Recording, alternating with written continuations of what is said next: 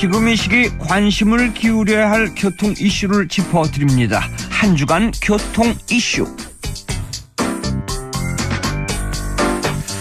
그동안 단속 정보에 의존하던 국토교통부 과적 차량 색출 기술이 화물차 이동 패턴 예측을 통해서 단속하는 빅데이터 활용으로 개선됐다고 합니다. 자세한 내용 김경배 교통전문위원을 통해서 들어보도록 하겠습니다. 안녕하세요. 네, 안녕하세요. 네, 날씨가 쌀쌀한데 감기 안 걸리셨죠? 네, 반갑습니다. 이 도로 파손과 침하 현상을 가중시키는 것이 바로 과적인데 네. 앞으로는 도로 정보만이 아닌 빅데이터로 과적 차량을 색출해낸다고요?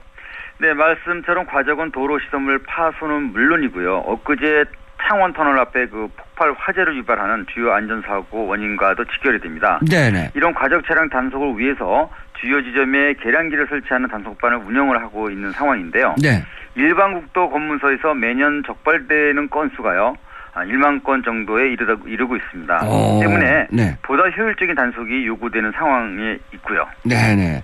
이 국도는 이동식보다 거의 길목을 지키는 고정식 검문소 활약이 큰데 네. 이제는 트래픽 상황을 모니터링해서 강화한다는 거군요. 그렇습니다. 승용에서 화물차 1위까지 12종의 차량 교통량 정보를 시간대별로 분석을 해서 네. 과적 차량 단속 위치를 제공하는 시범 사업을 하겠다 이런 얘기가 되겠는데요. 경기도 남부와 포항시 일대의 그 일반 국도에 대한 그 트래픽 모니터링 시스템을 적용하는 게 수순입니다. 네네. 그동안 적발됐던 과속담보 정보에다가 요일과 시간대 그리고 지점별 교통량 등에 대한 빅데이터를 추가 분석을 해서요.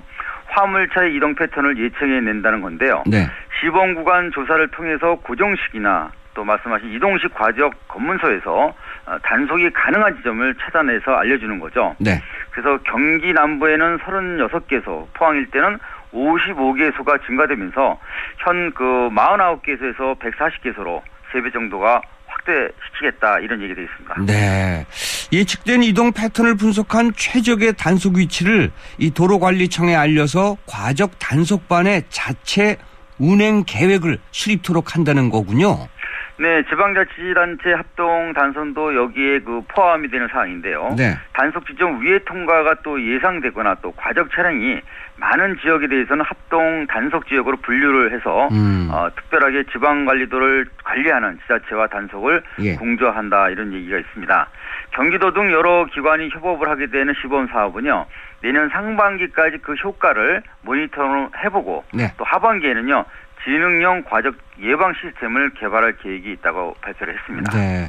원격 관리 시스템 개발 운영에 들어간 한국도로공사도 대형 교통사고나 재난 대처를 더 신속하게 대응할 수 있다면서요? 네, ICT 기술을 활용한 스마트 EX 터치톡이라는 원격 관리 시스템인데요. 네네.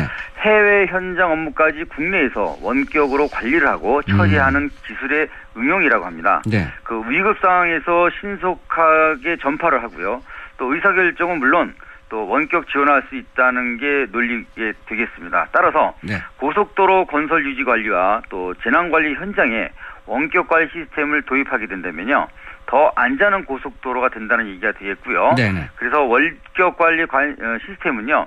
스마트 EX 터치톡이라는 것이 지난달 30일부터 운영되고 있다고 합니다. 네. 만약 풍수해나 폭설 같은 위급 상황이 발생했을 때 스마트 EX 터치톡에서는 어떤 정보를 얻을 수 있게 되는지요? 네, 아무래도 1차는 신속한 상황 전파가 되겠고요. 다음은 다목적 원격 관리인 통제 지원이라고 할 수 있겠습니다.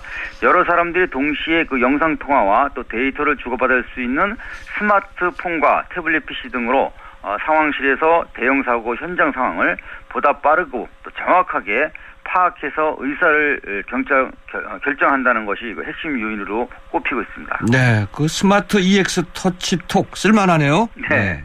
자, 이번에는 좀 또 다른 내용인데 자동차 졸음운전 예방 기술에 관한 이야기입니다. 네네. 이 자동차 제조사도 졸음운전 방지 대책에 나서고 있지만 관련 기술이나 적용에 있어서 국내 차와 수입차 수준 격차가 크다면서요? 그렇습니다. 지난해 발생된 2,433건이 졸음운전 때문에 빚어진 교통사고가 되겠습니다. 네. 그래서 차선 이탈이나 앞차와의 위험 거리를 경고하는 즉 자동차의 움직임 변화에 초점을 맞춘 기술은 이제 초급이 되고 말았습니다. 네. 그래서 한 단계 더 발전된 장치는요.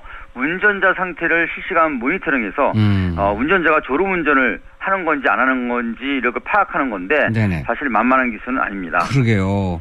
그 벤츠의 경우 운전자의 습성을 파악해서 5단계로 세분화된 주의를 경고하는 주의 어시스트 기능이 탑재되어 있다면서요? 맞습니다. 지난해 98명이 사망하고 4,899명이 부상 입은 상황인 만큼요.